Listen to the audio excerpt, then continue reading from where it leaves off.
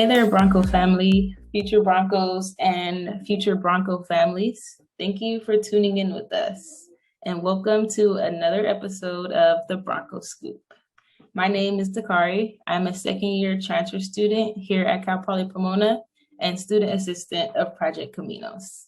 On today's episode, we're going to discuss with you all about what CPP means to us and show off a bit of our Bronco pride. So joining me today is a fellow Bronco and colleague, Abigail. Hi, Abigail. Hi, Dakari. It's great to be on with you again today. It's great to be here on another episode of Bronco Scoop. And for those who don't know me, my name's Abigail. I'm a third year chemistry student, almost fourth, and I'm looking forward to joining you guys today. Yeah, thank you so much for sharing your time with us. We always appreciate having you here. And I definitely am so happy when I can record with you. So this is going to be good. So welcome again, everyone. You'll hear our voices often and get familiar with us throughout these episodes of the Bronco Scoop. And as always, we're pleased to have you join with us. So let's go ahead and dive in, shall we? So first, for a bit of background information, Cal Poly Pomona is one of two polytechnic universities in the Cal State system. I know some of you may be wondering what polytechnic even means. I know before I became a Bronco, I thought polytechnic meant that this was just a school about technology. But although there is, some technical majors that we have, polytechnic actually is what we refer to as the hands-on or the learn by doing approach. Cal Poly Pomona students benefit from receiving hands-on learning either inside or outside of the classroom. And this can be in many different forms, whether that be through lab activities, participating in conferences, conducting their own research, or growing their own produce, showing their culinary techniques at the Kellogg Ranch restaurant on campus, or practicing their hospitality skills at the on-campus hotel, and much, much more, depending on the student's major. So Abigail, can you share with us a way in which you have personally benefited from this learn by doing approach? Definitely. As a chemist, it's already a given that you're going to be in the labs. And it's going to be more labs than a lot of other universities, which I always find a plus because it always prepares you for industry. Especially when you're in the STEM field, you really want to be able to apply what you're learning in the classroom and see it in person. It really gives you that leg up in comparison to other programs. But it's not necessarily only labs. I've started my research my second year at Cal Poly. They have a program with Western Medical University, so I was doing some research there. And at the same time, I started doing research here at Cal Poly Pomona with just a local project under a professor. But it's not all science. It's not all science focused. So let's just say you're not a science major or you're not a STEM major.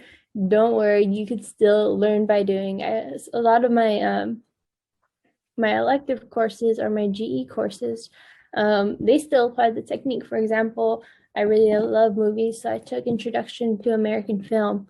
And one of our final projects was to take all the techniques that we had learned in the semester and be able to storyboard it. So be able to start and create the process for our own film. So we were basically our directors to our own movies that we created. And that was really nice. And it goes forth to even like public speaking and business. Can you create your own startup model? If you're in graphic design, are you able to apply the techniques? Are you can join competitions? So there's so much you can do, whether it's something that interests you or if it's for your major that you can really take that polytechnic approach. Yeah, definitely. I know for me, like even during the pandemic, I still reaped some of the rewards of the learn by doing your approach.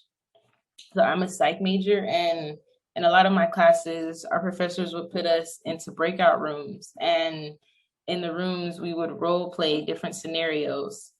So throughout the semester, everyone in the class had the chance to play the therapist or the client, and sometimes even like a witness or family member looking in onto the situation. So this really gave us the opportunity to gain the different perspective of each person, and to also become more empathetic and learn how to be more vulnerable and apply different techniques to different situations. So it was really interesting. The sessions were, I honestly looked forward to them. I don't prefer breakout rooms, but during these sessions, some students took their role very seriously, which it gave us the opportunity to really understand the role of a therapist and how to navigate dealing with tough clients. So that was honestly really fun.